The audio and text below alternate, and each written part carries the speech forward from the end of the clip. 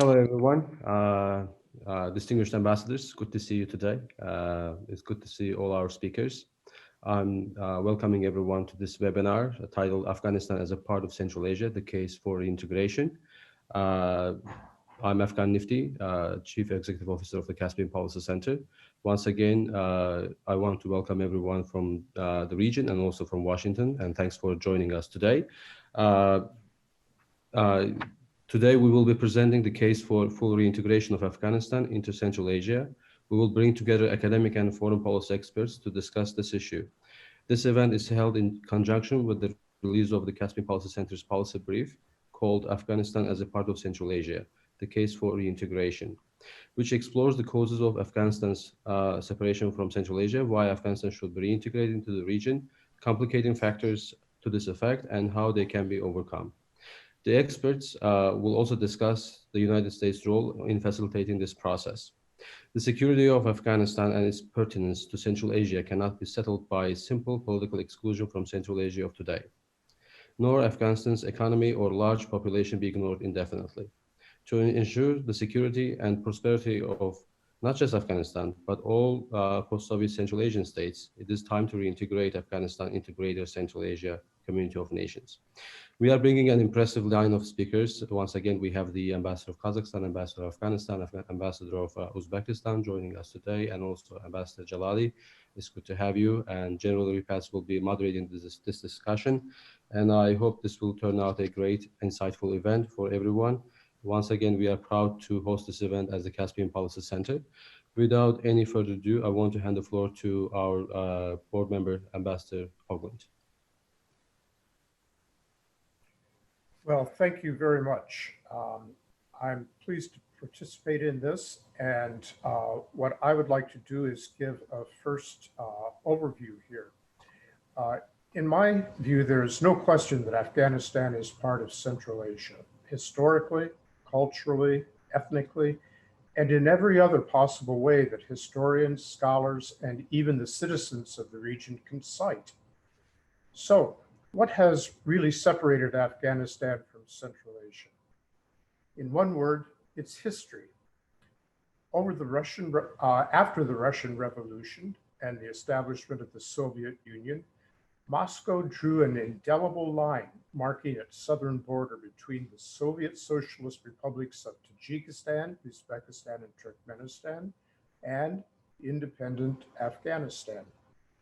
But with Tajiks, Uzbeks, and Turkmen on both sides of that border. And so for about 60 years, history and geography were frozen. But then at the end of 1979, Russia invaded Afghanistan, igniting the Soviet-Afghan War as the fiercely independent people of Afghanistan resisted. By the middle of the 1980s, under a US policy called the Reagan Doctrine, the goal of which was to push back against an expansionist Soviet Union in 5 hotspots around the world, the United States joined the Soviet-Afghan War, but one step removed by operating through proxies from Pakistan and Saudi Arabia. And the Soviet Union did withdraw from Afghanistan in 1989. But then, only a short time later, just 2 years later in 1991, the Soviet Union itself came to an end, opening a new chapter in world history. And the following decades saw the Afghanistan Civil War on one side of the border, and on the other side, the newly independent states of Tajikistan, Uzbekistan, and Turkmenistan, struggling to establish themselves as independent states. The European Union and the United States stayed engaged on both sides of the border, and from time to time have tried to implement policies and projects that would link South and Central Asia. For example, the CASA 1000 project that will send hydro-generated electricity from Kyrgyzstan and Tajikistan into Afghanistan and onward to Pakistan. Another is the TAPI. TAPI means Turkmenistan, Afghanistan, Pakistan, India, the TAPI natural gas pipeline from Turkmenistan. However, Despite rosy reports from Ashgabat, TAPI is very far from becoming a reality. During the Reagan administration, Washington proclaimed the new North-South Silk Road to link Central Asia and South Asia via Afghanistan. In reality, however, that was little more than what governments call a talking point. And so far, nothing much has really come of it. And so, is reintegrating Afghanistan into Central Asia a hopeless task? Absolutely not. There are two ways already at hand to go about it. First, the United States already has a process called the C5+1, Central Asia plus the United States, for regular ministerial level discussion, planning, and coordination. Likewise, Japan and South Korea have similar diplomatic structures and processes. In the past year, the United States has set up trilateral formats for each Tajikistan, Uzbekistan, and Turkmenistan to meet jointly with the United States and Afghanistan. The next logical step is certainly to expand these trilaterals formally into a C6+1, formally integrating Afghanistan into this existing diplomatic process. Second, once President Mirziyoyev came to power in Tashkent, Uzbekistan shrugged off its isolationism of the previous quarter century, and the five Central Asian nations began exploring the possibility of establishing some sort of, not union, but international bloc, perhaps like ASEAN or the Nordic Council, that would strengthen the region against other larger powers with interests like Russia and China. The change of presidents in Kazakhstan, and more recently the political turmoil in Kyrgyzstan, has put this project on the back burner for the moment, but I have no doubt it'll resume and eventually reach fruition. The Central Asian leaders should be encouraged to include Afghanistan in this structure. Now, here's the bottom line. Outside powers can enunciate policies, but in the end, it's only the people and governments in the region itself that will finally reintegrate Afghanistan into Central Asia. And I believe that process is already underway. Thank you. Thank you, Ambassador Hoagland. Ladies and gentlemen, I'm Mike Repass, Major General, U.S. Army retired, and I'm your moderator for this morning. Appreciate those lead-off comments and the scene setter from Ambassador Hoagland. Today, we're going to have this webinar, which has brought together diplomats and academic experts to discuss the case for reintegrating Afghanistan into the Central Asian community of nations. It is held in conjunction with Monday's release of the Caspian Policy Center policy brief entitled Afghanistan as a Central Part of Asia, ? The Case for Reintegration Statement. And that policy brief explores first the causes of Afghanistan's anomalous separation from Central Asia. Second, why Afghanistan should be reintegrated into the region. Third, complicating factors to this effort. And finally, how they can be overcome. Today's webinar features experts in having active serving diplomats who can discuss Afghanistan's reintegration into the Central Asian states and possible roles for the United States in facilitating this process. We'll now transition into the distinguished panel for today's webinar. I do want to remind the panelists to please keep your remarks to approximately 5 minutes. If we go substantially beyond that, I'll have to intervene and rudely interrupt. I'm sorry about that, but we have to keep things on track so that we can have questions and discussion at the end. Our first speaker today is Her Excellency Roya Romani, Afghanistan's ambassador to the United States. Significantly, Ambassador Romani is Afghanistan's first female ambassador to the United States. She completed her undergraduate education at McGill University. And then she returned to Afghanistan to pursue a work in the nonprofit sector, leading to her joining the Afghan Ministry of Foreign Affairs as senior advisor to the Deputy Foreign Minister in 2011. From 2012 to 2016, she became the first Director General for Regional Cooperation, which means that she is the perfect person to discuss this topic, both from an Afghan perspective and from a regional perspective. There, she was responsible for regional cooperation projects such as the Heart of Asia Istanbul process.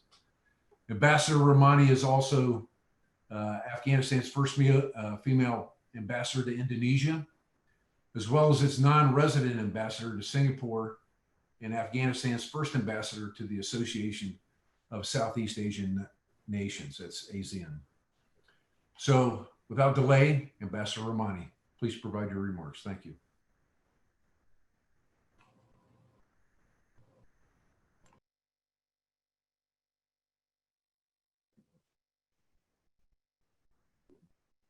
Good morning.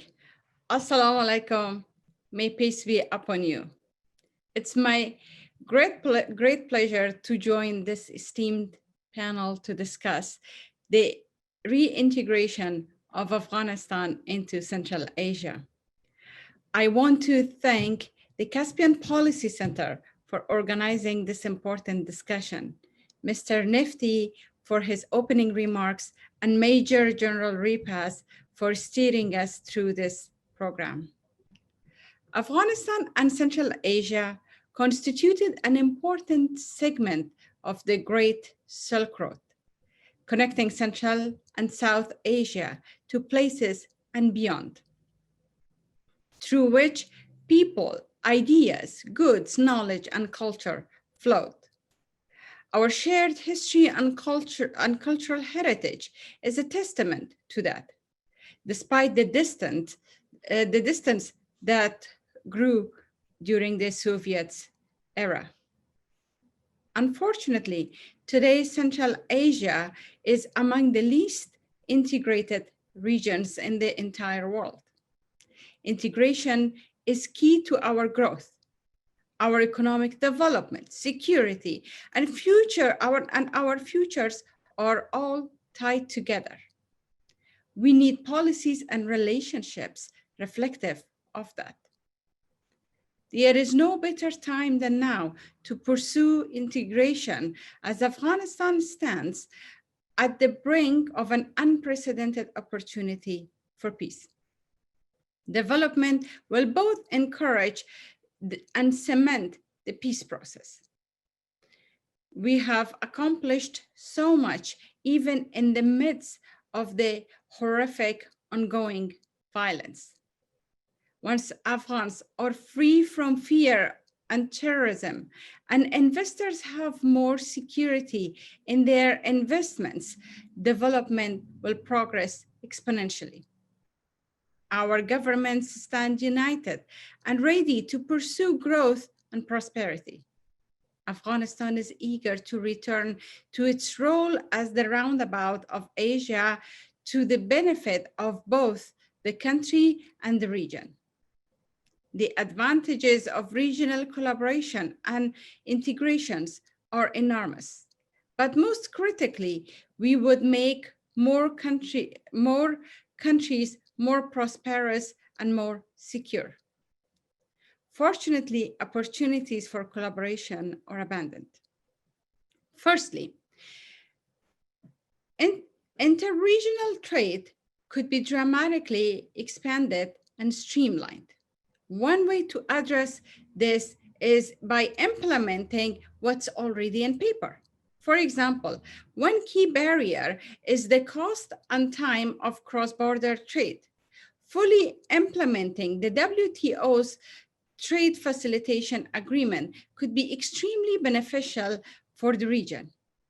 The TIR convention is another great instrument. Infrastructure development is, of course, at the core of regional cooperation. Central Asian governments are already collaborating on the Lapis Lazuli corridor, progressing the digital CASA project, and working on the Central Asia Regional Economic Cooperation Program with the Asian Development Bank, which targets electricity, railways, and roads.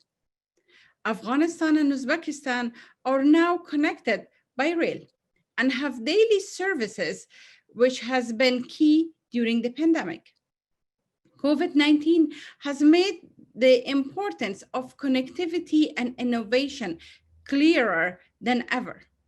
The advances we have seen so far in distance learning, telehealth, and entertainment are here to stay, and frankly, just the tip of the iceberg.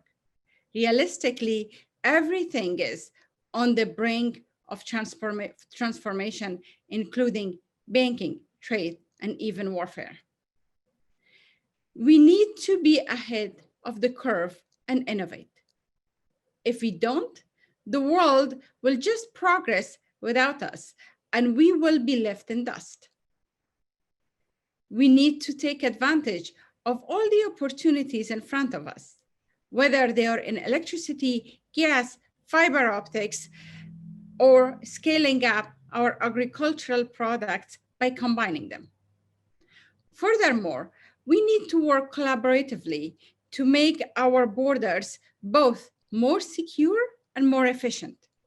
We need to streamline customs and make it easier for legitimate actors such as business people and tourists to pass through. Similarly, we need to increase our intelligence sharing and improve our coordination on security matters. However, the most pressing security matter in Afghan people's need for their Central Asian neighbors is to support Afghanistan's peace process with their commitment to a stable, peaceful, and free Afghanistan that is reflective of its people's dreams and aspirations. And an Afghanistan that continues to cherish the achievements of the past 2 decades and builds on them. And an Afghanistan that works with all its neighbors and allies with the openness and constructiveness. Ma'am, let me get you to finish up, if I could, please, with your closing statement here so we can move on. Thank you. Sure. These are not new ideas, but things need to continue to work on. We don't need to reinvent the wheel. We need to cement the foundations that we have already established. Although a peace deal may plant the seed of peace, development and regional cooperation are what makes peace take root and grow, since it makes economic development and trust in the future to encourage people to truly invest in peace. Over the past few decades, we have keenly felt the opportunity cost and risk involved in not pursuing greater integration.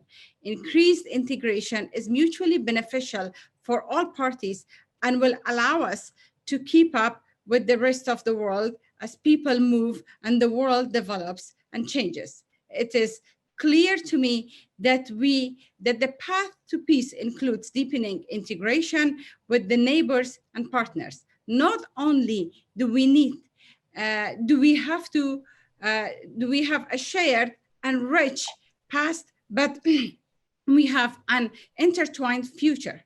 Now we need to align our vision and efforts to maximize the potential ahead of us. I thank you. Ma'am. Okay, thank you very much, ma'am. Outstanding. That's a great opening set of comments that will set the stage for the rest of us as well. Our next speaker is His Excellency Yerjan Kazikhanov, Kazakhstan's ambassador to the United States. Ambassador Kazikhanov is an experienced career diplomat from Kazakhstan.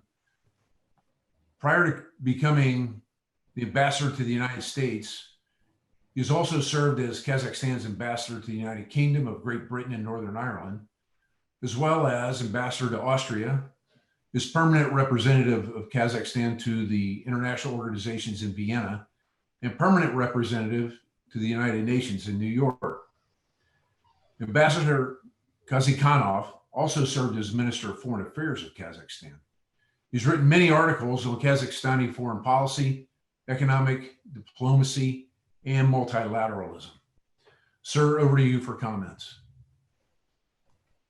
Thank you very much, Major General Ripas. Thank you for your kind introduction. Good morning. I'm delighted to join our good friends and colleagues. I hope you and your families are staying safe during this difficult time.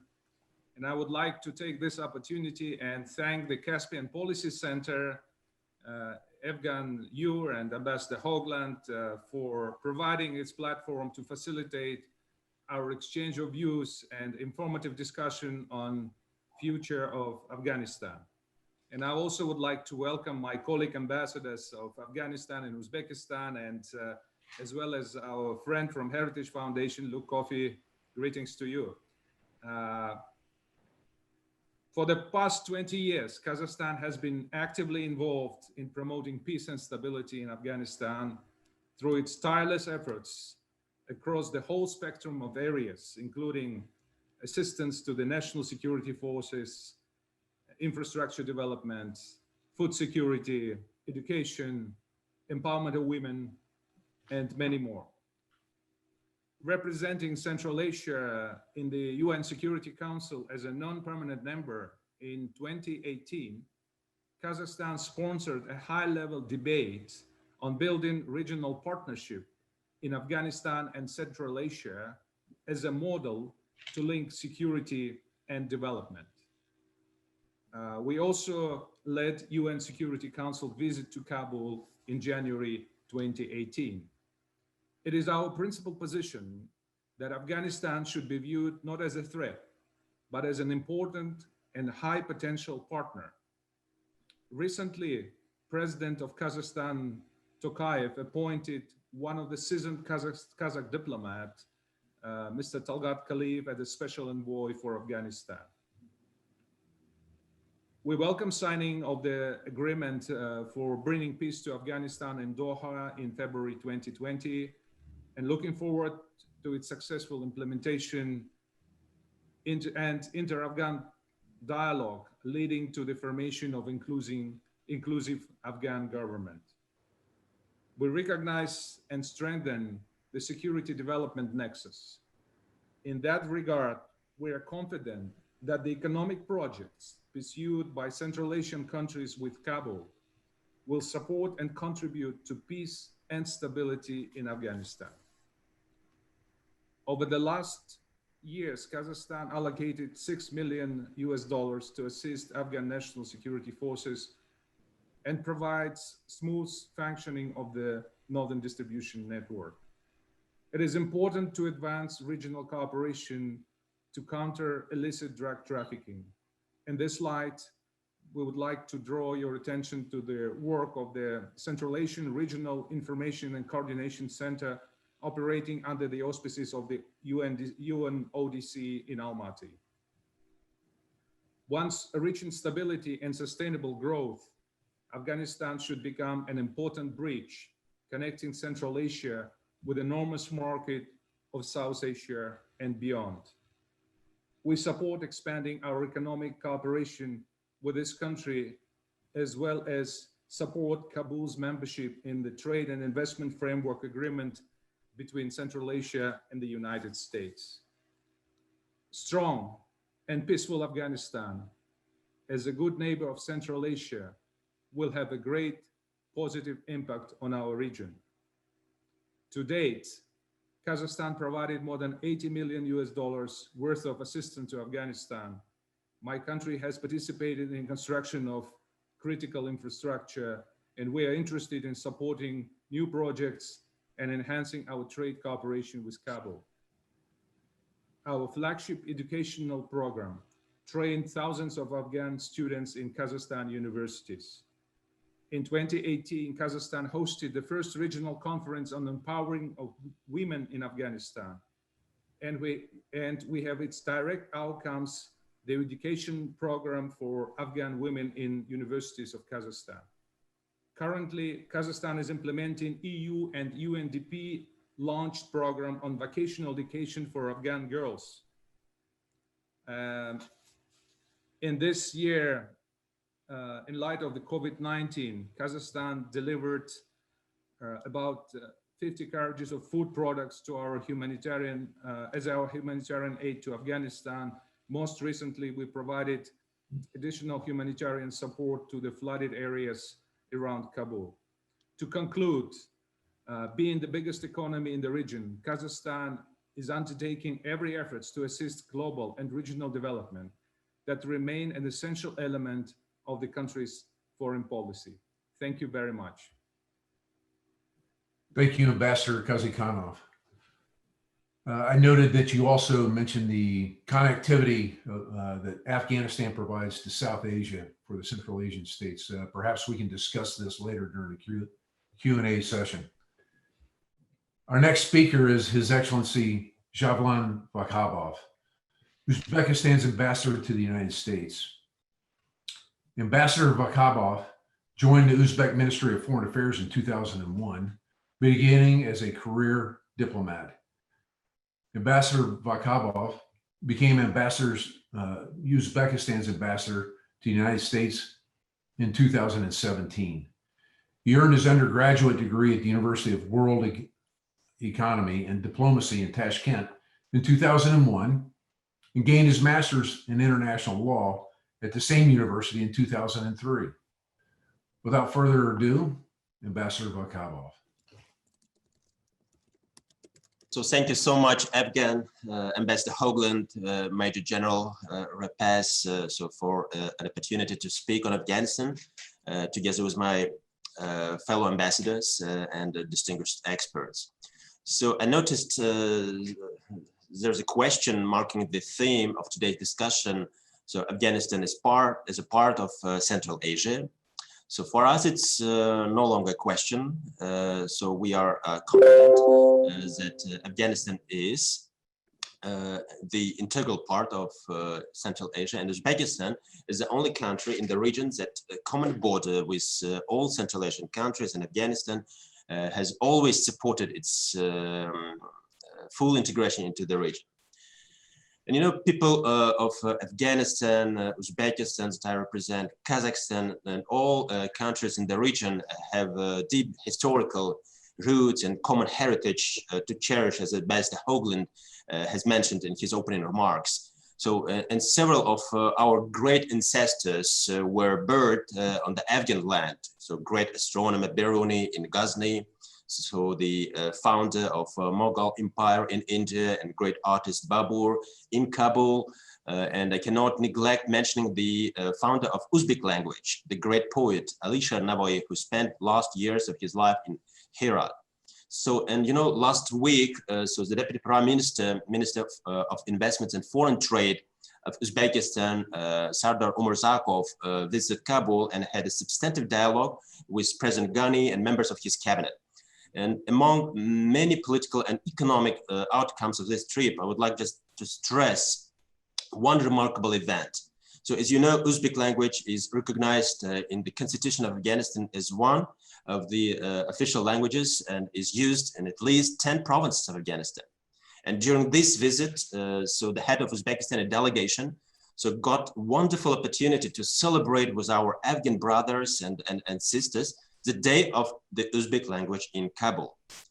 And I've also noticed that there's the reference in these so CPC research papers that quote the Russian language became as lingua franca, facilitating communication and cooperation among the 5 countries, but this further isolated Afghanistan, and end of quote. So, but you can see now that the links of language and culture so have bound us together for centuries, and with ethnic bonds with more than 3 million Uzbeks living in Afghanistan. As a people on both sides of the Amur Darya, we are more connected than divided. And there's a number of ways how Uzbekistan strives to strengthen this interconnectedness and regional integration of modern Afghanistan through expanding so economic relations, fostering connectivity, and strengthening people-to-people ties. And I would like, actually, we would like Afghanistan to well integrated into economic process of the region, and it is vitally important for all of us. And Afghanistan is already a top 10 trading partner of Uzbekistan, with trade turnover amounted to more than $600 million in 2019, almost 30% increase compared with 2016. And maintaining uninterrupted supply of food commodities and essential medicine so has become crucial during this COVID-19 pandemic as never before. In order to facilitate trade and transit of goods, so we have established a logistics center termed as Cargo that provides a complex transport and logistics services for customs clearance, cargo handling, and intermodal transportation to and from Afghanistan. So broadening trade, transportation, and energy connectivity between Afghanistan and Central Asia among security dimension so has become unchanged agenda for our regional dialogue within C5+1 format. And we are actively promoting Afghanistan status as a full member of the Regional Trade and Investment Framework Agreement, TIFA, with the United States. So we see Afghanistan's effective economic integration into the region through fostering transport and energy connectivity. So you know well, in 2011, so Uzbekistan completed ADB co-funded project by extending our rail line from the entreport of Termez to Mazar-i-Sharif, which is now providing a pathway for about half of Afghanistan's imports. So as critical component of further rebuilding Afghanistan's infrastructure and connecting it to regional transportation network, we see the construction of Mazar-i-Sharif, Kabul, Peshawar railway corridor. So, and for over 15 years, Uzbekistan has a reliable partner of Kabul in the field of electricity supply. So this September, we signed a 10-year electricity supply contract and started the construction of 500 kilowatt Surkhan-Puli-Komri power transmission line in Afghanistan. And after its completion, so Uzbekistan will be able to increase the electricity supply to Afghanistan by 70%, up to 6 billion kilowatt hour per year. So Uzbekistan is also collaborating closely with Afghanistan to foster national development and people-to-people ties by working with Afghanistan's most valuable asset, its people. And Uzbekistan provides education and training for Afghanistan's youth through the Educational Center for Afghan citizens in Termez, in the areas and specialties most demanded by the country's economy. And it is obvious that we could succeed in all these areas when Afghanistan will reach long-lasting peace. And this stands behind the initiative of the President of Uzbekistan to establish a permanent committee on Afghanistan at the United Nations that he put forward at the recent UNGA session. And this is necessary to not just promise peace, but also to guarantee that Afghanistan becomes a strong pillar of development in Central Asia. And in closing my remarks, just would like to underscore that it is extremely important that international community reform its commitments to provide assistance to Afghanistan in order to ensure sustainable economic prosperity of the country and the entire Central Asian region. Thank you so much for your attention. Thank you, Ambassador Bakabov. I noted that you also mentioned the connectivity that Afghanistan provides to South Asia. It seems to be a theme that we're hearing during these remarks. Thank you. Our next speaker is Ambassador Ali Ahmad Jalali, currently a distinguished professor ambassador for the Near East and South Asia Center for Strategic Studies at the National Defense University in Washington at Fort McNair. Ambassador Jalali was Afghanistan's first interior minister of the post-Taliban era. As interior minister, he created and trained a force of 50,000 Afghan National Police, something I have personal connection with, and 12,000 border police.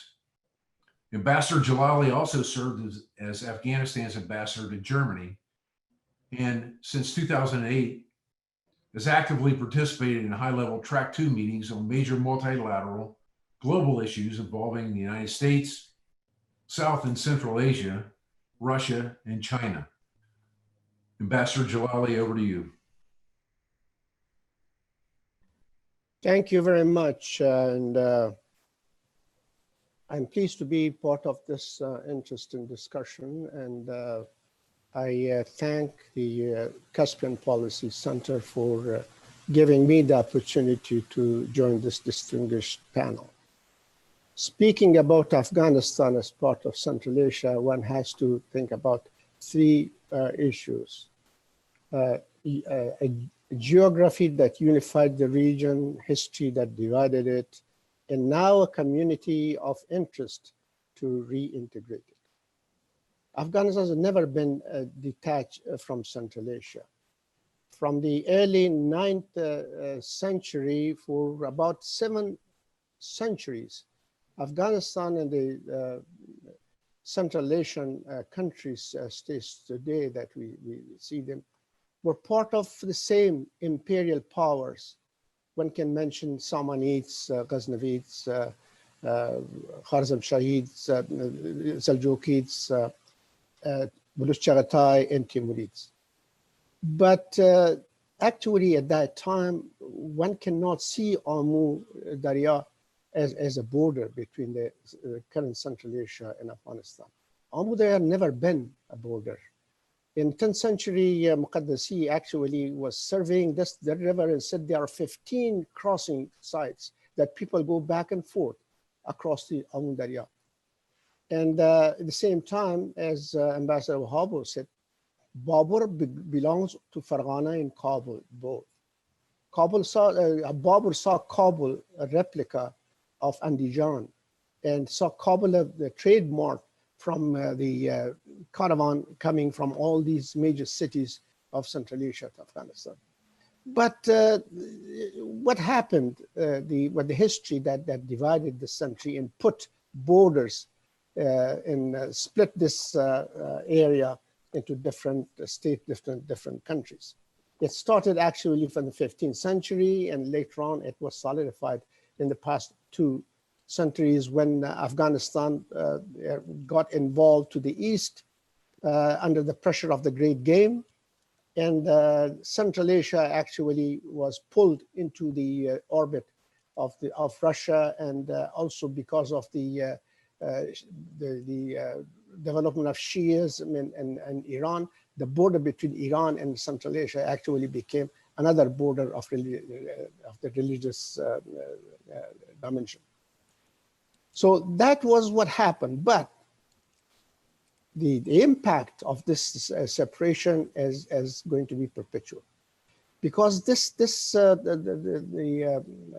split or this fragmentation created some issues politically, ethnically, and also culturally that is going to be affected the position of Afghanistan and Central Asia for a long time.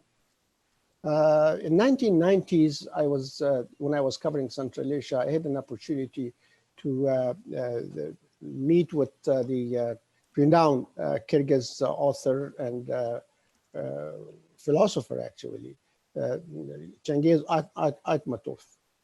He, when I asked him about the future orientation of Central Asia to the south, to Afghanistan and the South Asia, he came up with some very insightful comments.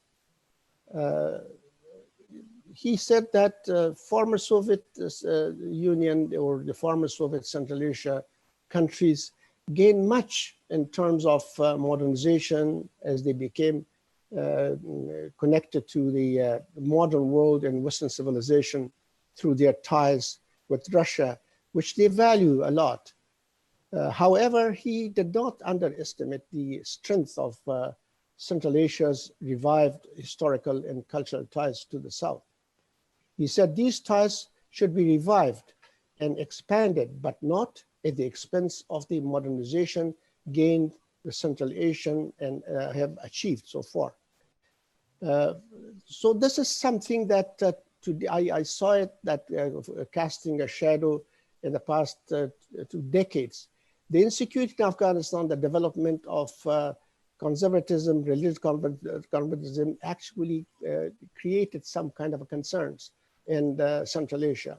So that is something that to be, not to take lightly when we are talking about the future of integration of Afghanistan into Central Asia. Yes, although disadvantaged by the landlocked nature, Afghanistan has traditionally capitalized on its geographic location. extension of inter-religion economic ties can revive Afghanistan's historical role contributed to its economic recovery. Despite the interrelation complexities between Central Asian countries itself, there is a community of interest within and without Central Asia in regional connectivity with Afghanistan, serving as the hub, bridging Central Asia with South Asia and Iran.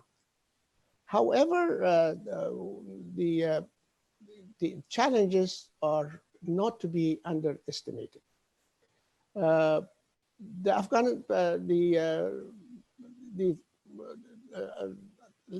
me remind you that the theory of the interdependency in the interdependency trade theory, it is agreed that trade can bring peace. The Afghan-Pakistan context suggests that conflict is an obstacle to trade. Decades of insecurity in Afghanistan have turned the country into a liability in the region. Continued violence and presence of violent extremist groups, some linked to Central Asian countries, has been a source of concern. Because of the security concerns, the intelligence agencies in Central Asia play a major role in policy making about Afghanistan.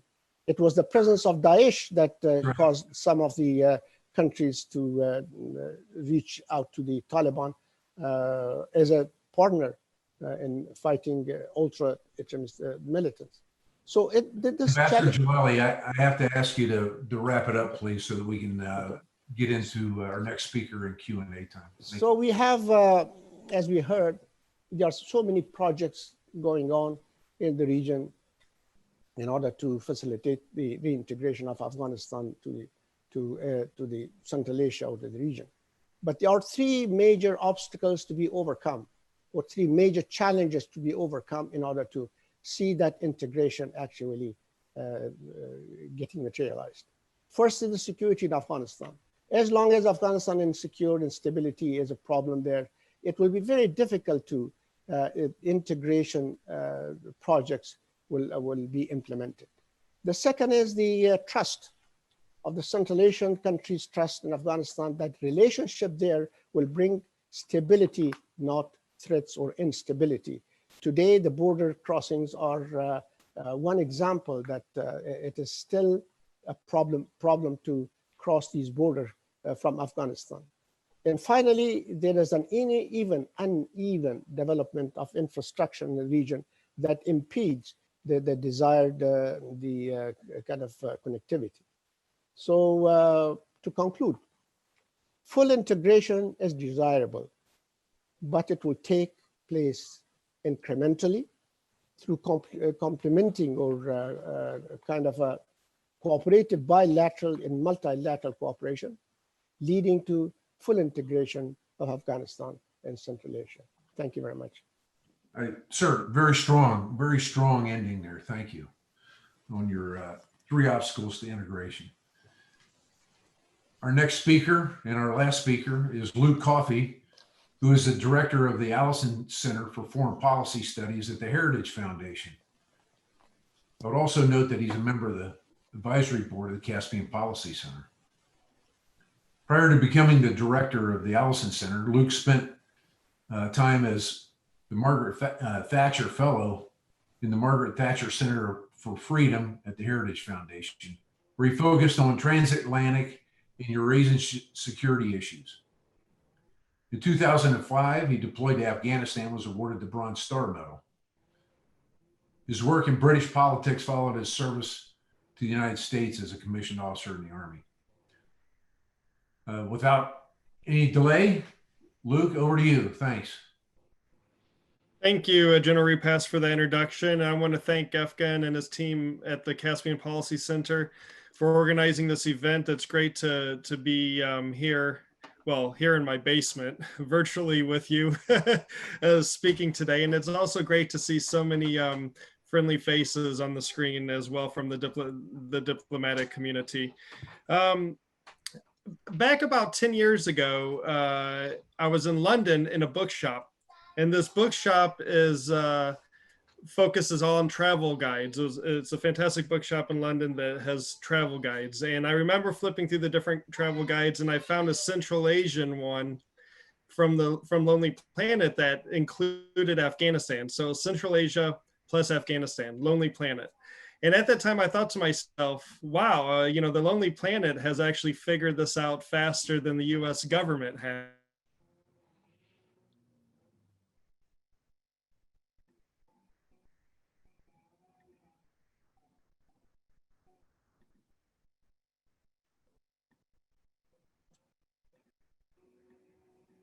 Well, it appears we've lost Luke. Afghan, can you hear me? I do hear you. I think there's a problem with Luke's connection. Oh, okay. Okay. So in the absence of Luke's comments, I will take over as the moderator and start asking some questions. Should Luke come back in, we'll let him provide his comments and catch up with us. Okay. So as I noted in my verbal comments in between the speakers, there's a theme here, the centrality of Afghanistan and connecting the traditional 5 Central Asian states to South Asia and the exceedingly large opportunities that are down there, given the demographics, both of Pakistan and India. Also the seaports down there. Starting in Uzbekistan, or correction, in Kazakhstan, transitioning down through Uzbekistan into Afghanistan, there's been discussion about rail networks, et cetera. And we even heard discussion of the MES connectivity, Mazar-i Sharif, and on up northward. So if we could start in Kazakhstan, sir, if you could, Ambassador Kazikhanov, could you give us some idea of how you envision transportation networks, particularly the rail networks and potentially energy networks, connecting to not only Afghanistan, but down into South Asia? Over to you, sir. Well, thank you, General. Thank you very much. Well, I would like to start by saying that 70% of the transit routes going from east to west are crossing Kazakh territory. So we've been investing billions of dollars into the infrastructure, building railroads, roads, and renovating airports, etc. So we have quite a great experience of connecting east and west. Speaking about the region itself in Kazakhstan, as you know, that Central Asia is a landlocked region, and Kazakhstan is the biggest landlocked country in the world. So, of course, we have a very strong interest to diversify our transportation network, getting access to their high seas, and we have 2 big transit neighbors, China and Russia, and of course, we looking forward to having a greater connectivity with the South Asian region. Afghanistan is the great country that can play a big role in connecting Central Asia with the South Asia. And of course, I mean, it's worth to look into the different projects that already being implemented. And I would like to commend what was done by Uzbekistan, and Ambassador mentioned the railroad connecting Mazar-i Sharif and Uzbekistan. And we certainly believe that any option for Central Asian region to get access to the markets would be beneficial not only for the region, but for the transit neighboring countries. Thank you. Thank you, sir. We'll pick this up with the ambassador from Uzbekistan in Afghanistan. But we want to go back to Luke now that he's dialed back in, and we'll let you finish up, Luke, and then we're already hot and heavy into Q&A here, brother. So, yeah, that was my tactic. You know, I was trying to avoid the Q&A, so I thought I would fake an internet connection problem. No, I'll try to be brief on my points. Anyway, I don't know what you last heard, but I was telling the story about how in about 10 years ago, I was in London at this bookstore, and I picked up a copy of The Lonely Planet, Central Asia, and it said Central Asia and Afghanistan. And I thought, wow, you know, The Lonely Planet has figured this out faster than the US government and NATO and everyone else around the world, that Afghanistan is intimately linked for cultural, historical, economic, security, trade reasons to Central Asia. Now, I remember back in the early days of the Afghan war, right after 9/11, you know, for years, Americans were calling Afghanistan part of the Middle East. And then the bureaucratic divisions inside the US government became confused as well, because of course CENTCOM, Central Command, includes Afghanistan and Pakistan and Central Asia in its area of responsibility, but India is in the Indo-Pacific Command. But then if you look at the different bureaus in the State Department and the National Security Council, you have even more divisions where you have Central Asia and Afghanistan and Pakistan and India lumped into the same bureau. So there's always a lot of bureaucratic division. And when President Trump gave his speech about his Afghan strategy in 2017, August of 2017, leading up to the speech itself, there was a lot of focus on a regional approach, that he was going to take this regional approach. And I was excited because I thought, well, this must mean Central Asia. But then Central Asia wasn't mentioned at all in this speech. And I feel like it wasn't until this February, when we had the launch of the U.S. Central Asia strategy from the State Department, that finally showed that the U.S. government is truly focused on Central Asia and Afghanistan being intimately linked. Out of the 6 main goals in the U.S. Central Asia strategy, 2 directly impact on Afghanistan, and almost all of them indirectly focus on Afghanistan. I think we're starting to see this in terms of the way the US government is thinking in terms of regional integration, economic cooperation, trade, the promotion of regional trade structures. I think this is now understood in the US government. I think it's a little late, but better late than never. The focus on Afghanistan, the US focus on Afghanistan, also underlines why US engagement in Central Asia is also so important. We sometimes, and vice versa, you know, our presence and our activities in Afghanistan help the US improve its relations with Central Asian states. Our engagement in Central Asian states help us with our goals in Afghanistan. So both of these, it is very much a two-way street. Because I wasted so much time with my internet connection issue, I'll just jump straight to a few proposals I have to go to the next step in terms of Afghanistan, Central Asian economic cooperation and integration.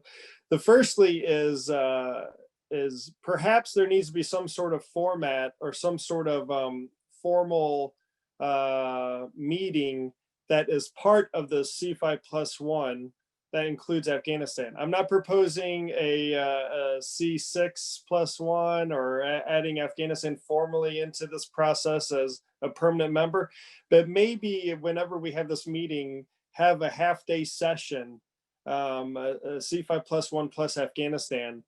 So the Afghan voice is at that important table, and there can be a good discussion and dialogue about ways that the US government can encourage that Central Asian Afghanistan cooperation and integration.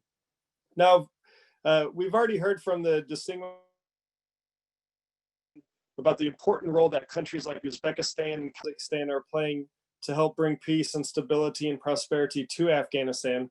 Without a doubt, Kazakhstan and Uzbekistan are the 2 leading countries in the region when it comes to engaging with Afghanistan and trying to help the Afghans.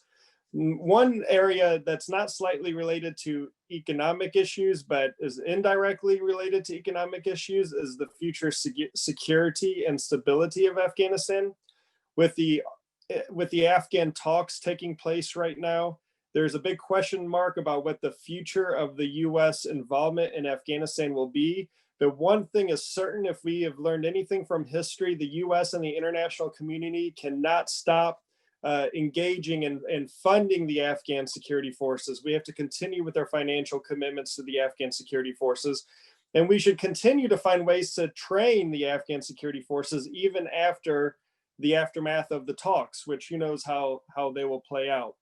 But according to President Trump's timeline, all US troops will be out of Afghanistan by next spring, if not sooner.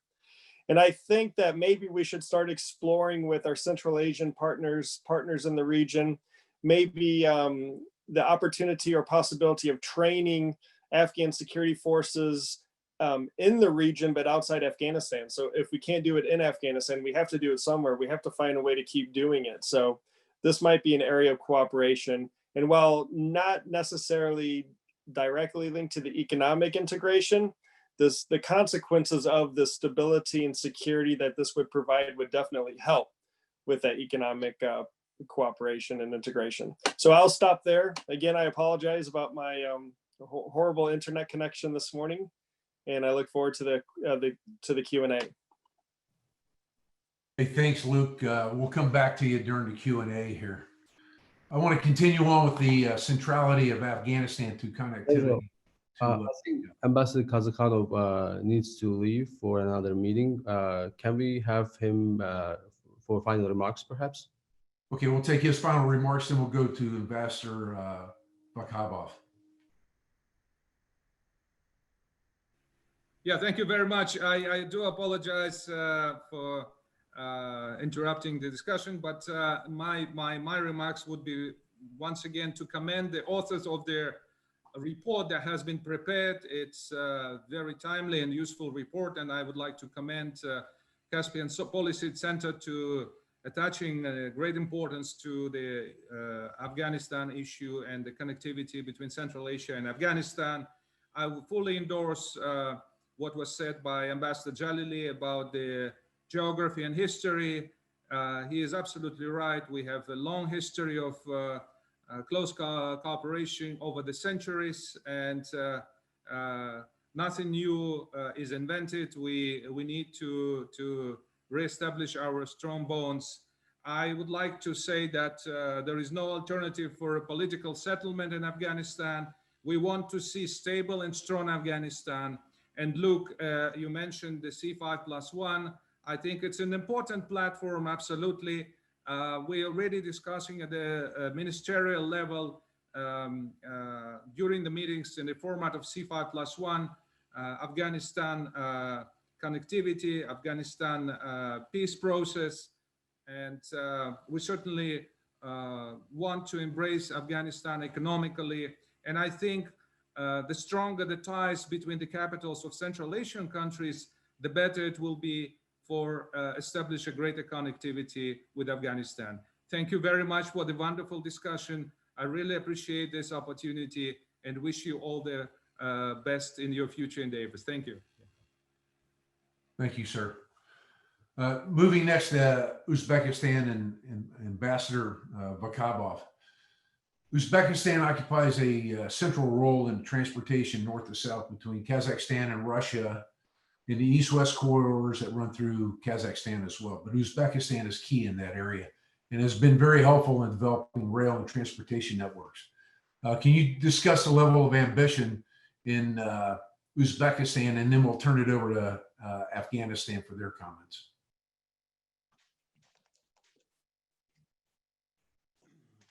So as I have mentioned in my remarks,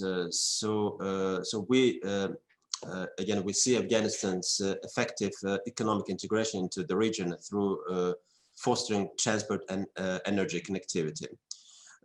Just a few facts that I would like to share with the audience.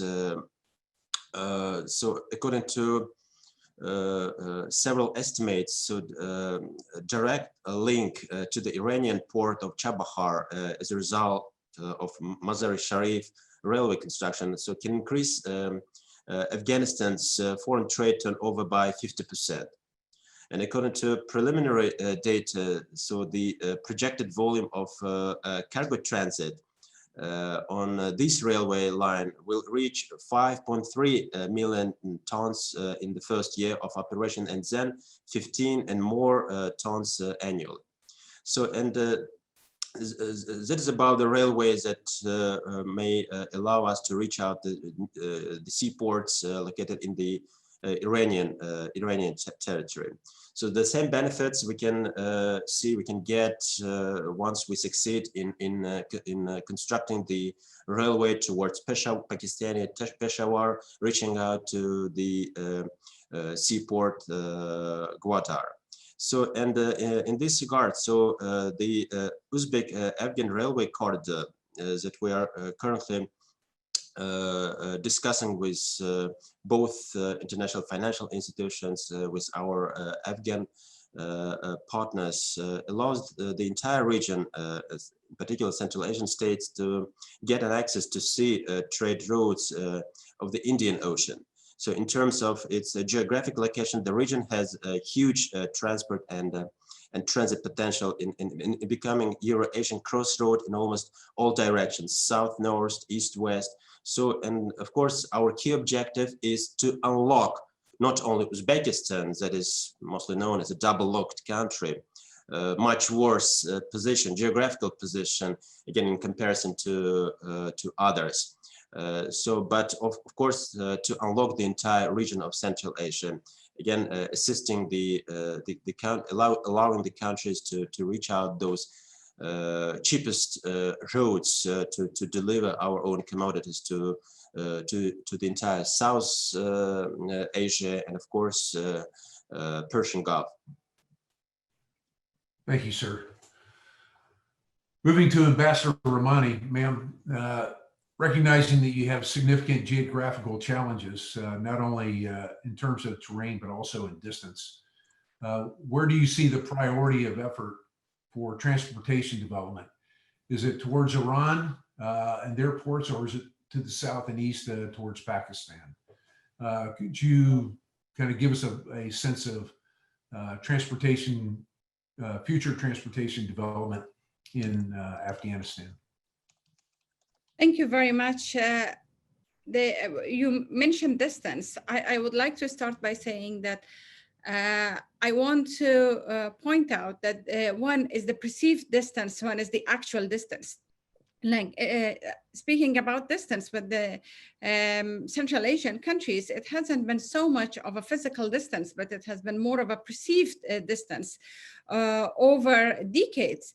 And hence the way that we regulated and we did business, like instead of to a country that we could just drive through, we would have, it would have taken us over 24 hours to fly there due to the lack of the direct connections. So first, we need to address that in terms of whether we are more concentrated towards the south and west or north. I think our priority and policy is to focus in diversification. In 2001, we had trade with one single country, and that was Pakistan. And now we have 6 air corridors, and we have all these different routes. And this has been the reason that we were able to handle the drought in 2018, the pandemic in 2020, because we were able to intensify our trade cooperation with the Central Asian countries. So priority is for us is diversification in order to shorten these distances and have it in terms of addressing every step. It starts with having diplomatic relations and agreements like we have done with all the Central Asian countries moving to action, which is building their, whether it's a railway or a pipeline. And then through this, the trust that it develops among people who would be encouraged to invest. What we need is more vigor, more trust, and more intensification of efforts by our partners, because some of these projects, frankly, has taken decades to just get up to speed. We need to really intensify our efforts in that front. Thank you, ma'am. Outstanding. Turning to the Q&A that has been sent in from the audience, I want to read one question, and then we'll call out some folks to talk about this. And it really deals with the Belt and Road Initiative.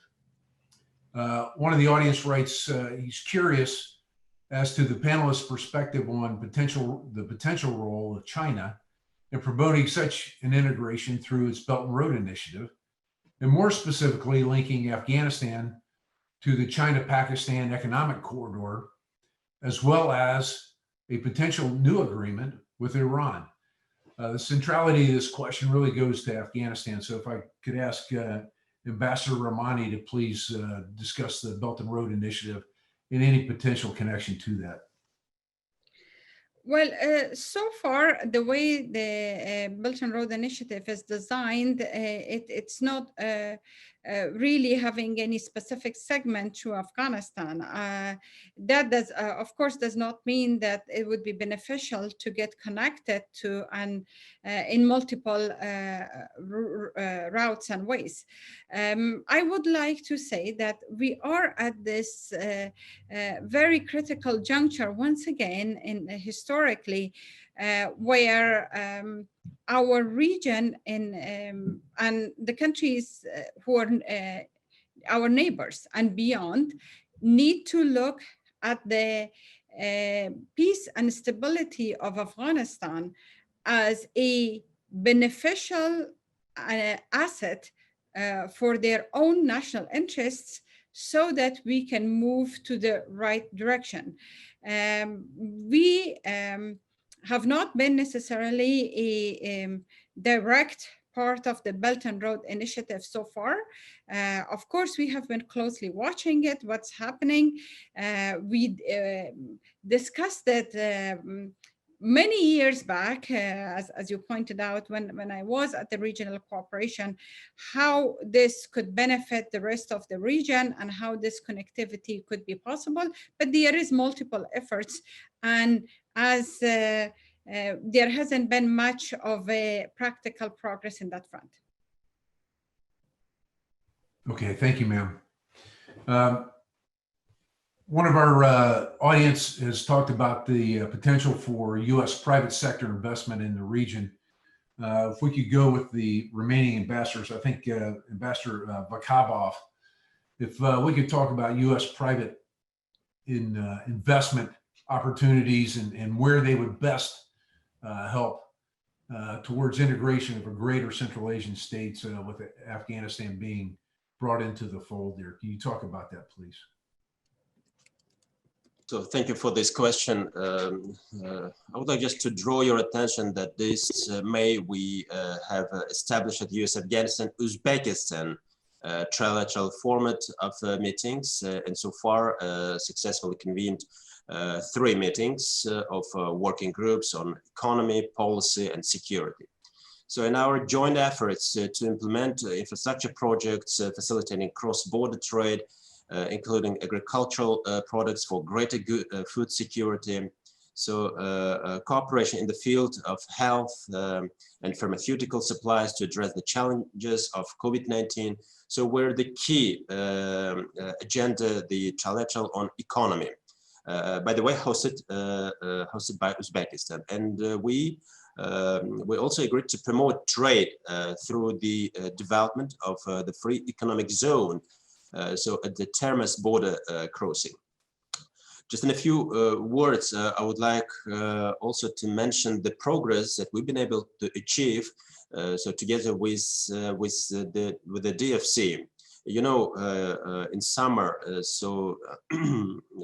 DFC CEO Adam Boylan so paid an official visit to Uzbekistan.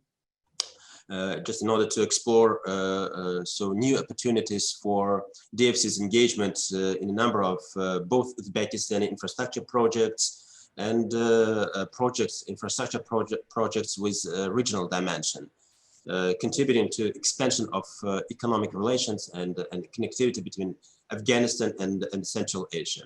So we hope that the initiative to establish the regional investment fund that even the private sector representatives definitely will be benefiting from, aimed at improving infrastructure development and regional connectivity, and discussed and all these issues, as I have mentioned, have been thoroughly discussed with Uzbekistan officials.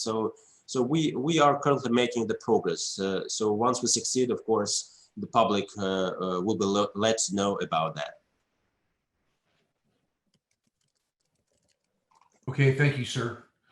I would like to cast a question out to Ambassador Jalali regarding Afghanistan joining the World Trade Organization recently.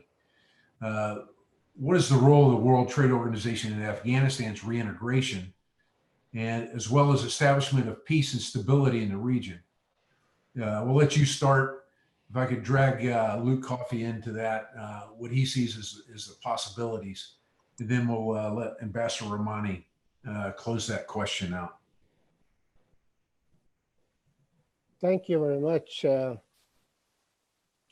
I think the Afghanistan joining the World Trade Organization was a positive step.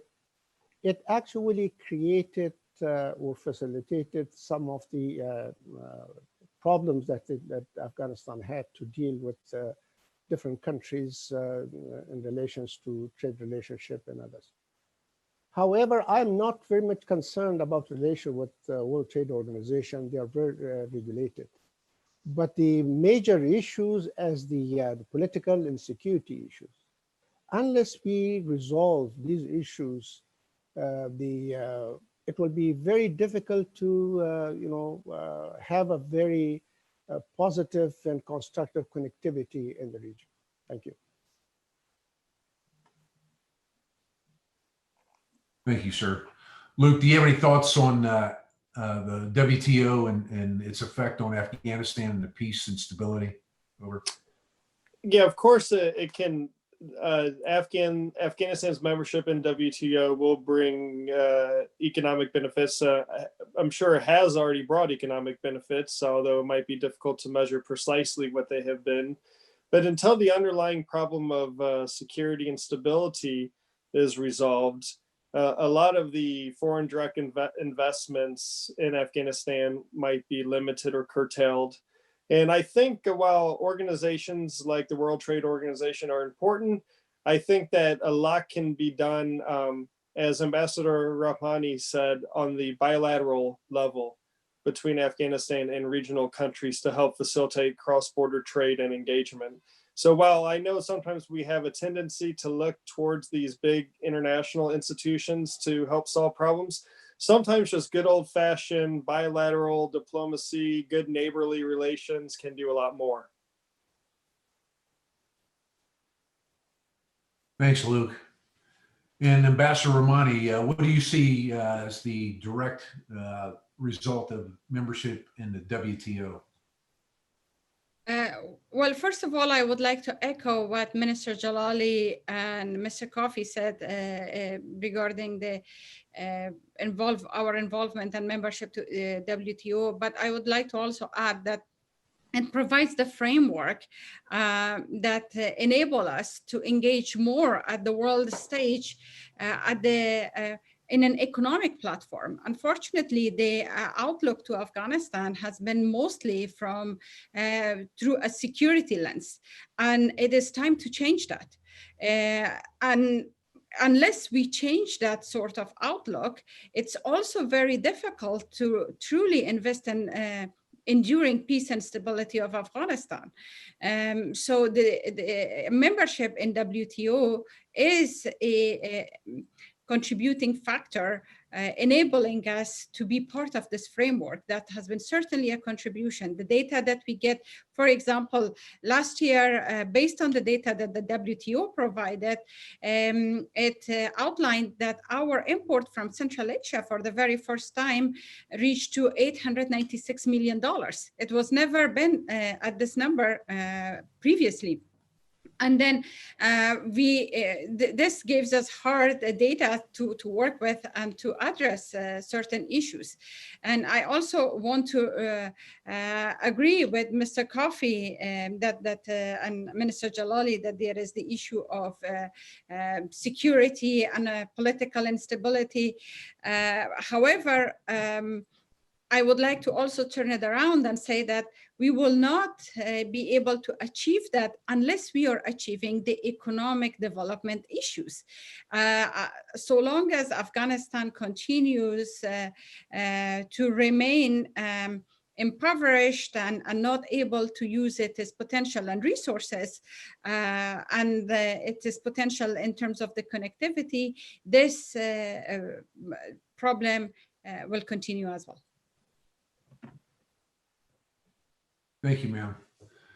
I would like to ask Ambassador Hoagland a large U.S.-centric question, given your experience in the region, your vast experience in the region.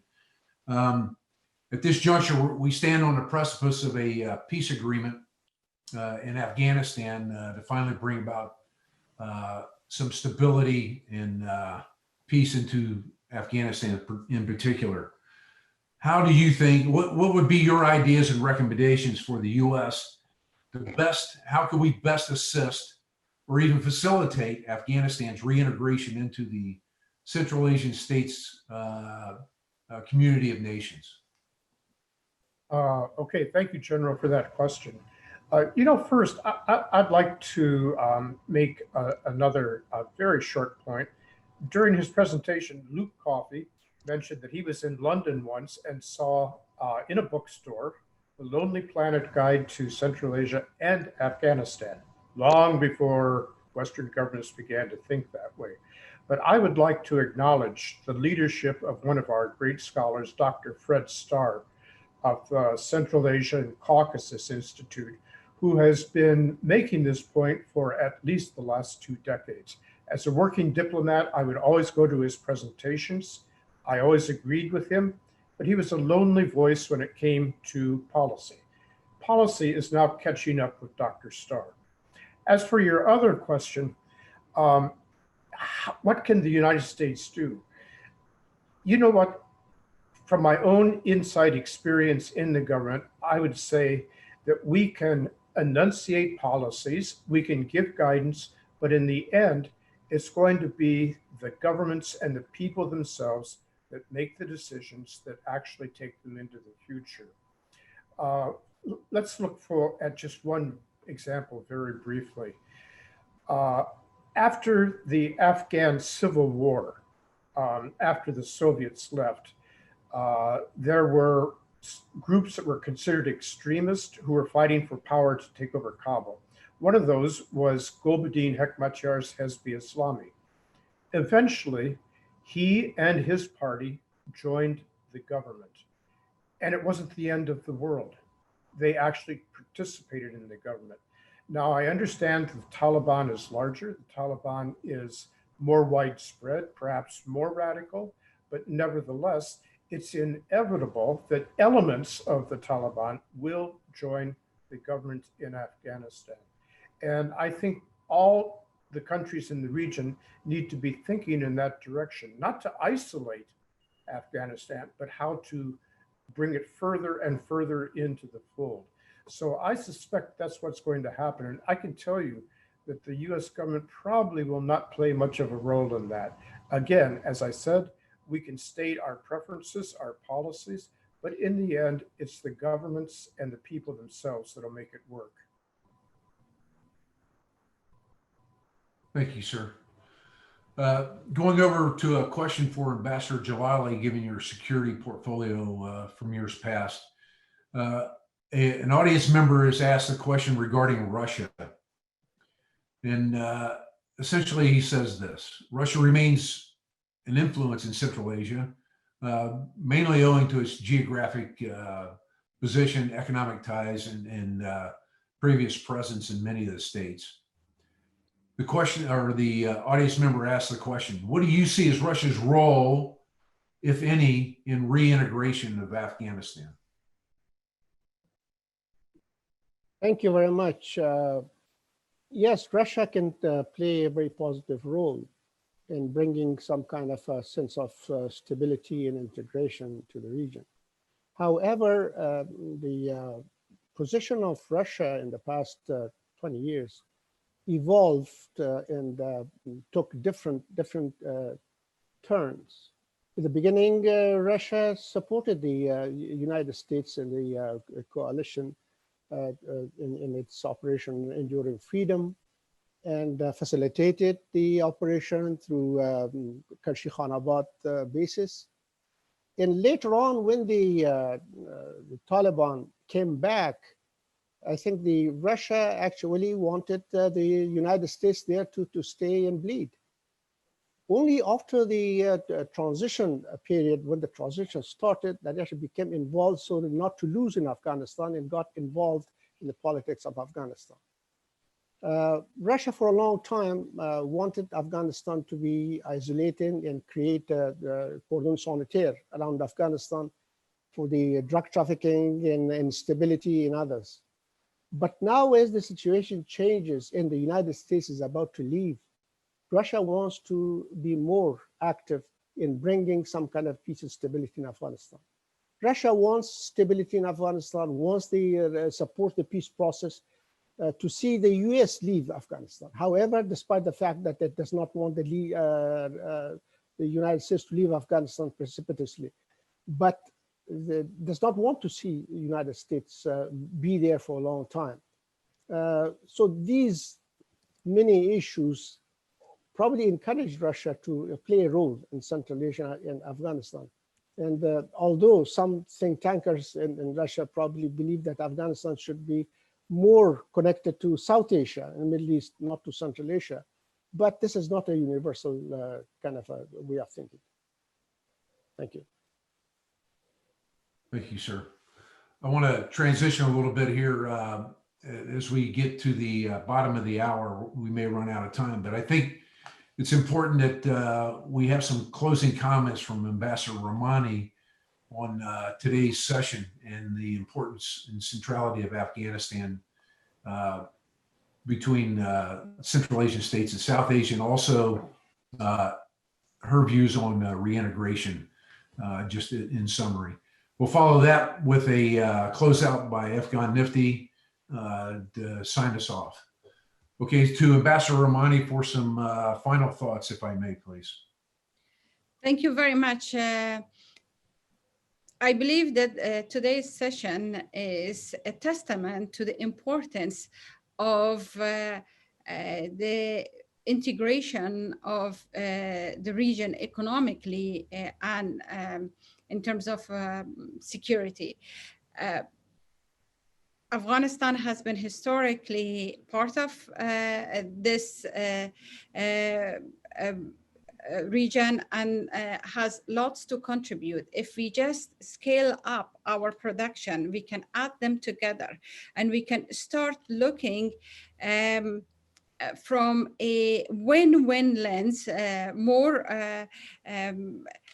be willing to take risk and start to invest in our countries, combine our energies and resources, and innovate in the world stage, in the economic stage. I think it would generate a win-win scenario for all of us. Of course, it has been proven that nobody can isolate and insulate themselves from one another in a way by building barriers or restricting movement between the countries. So let's change this attitude that have been prevalent for a very long time and invest in connectivity, invest in building the trust that was there before. We have the geography, we have the history, and we have cultural ties and understanding that would bring our people together to take advantage of this opportunity once more. Again, as I mentioned in my remarks, the COVID situation has really unveiled a situation or the new world coming to us faster than we have been prepared for. And with that, we need to move faster. And the right way to move forward is prosperity and stability for all of us, and not insulation and isolation. Thank you. Wow, very powerful. Thank you very much. Let me pass it over to Afghan Nifty for his closing remarks on today's webinar.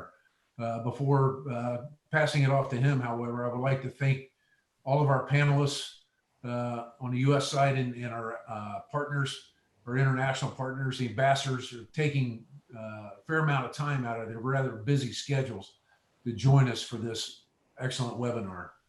So Afghan, if you could please summarize and take us out. Thank you, General. And I apologize for not introducing you in the beginning. I just skipped to Ambassador Hoagland, but I want to make sure to recognize your immense contribution today and your kind moderation. I also would like to thank to Ambassador Rahmani, Ambassador Kazakhanov, Ambassador Bakhabov for joining us today, Ambassador Jalali, Luke for joining us, Ambassador Hoagland for being part of our discussion. I would like to also thank my team here at the Caspian Policy Center for putting this event together. I'd like to also highlight one thing that actually Ambassador Rahmani said.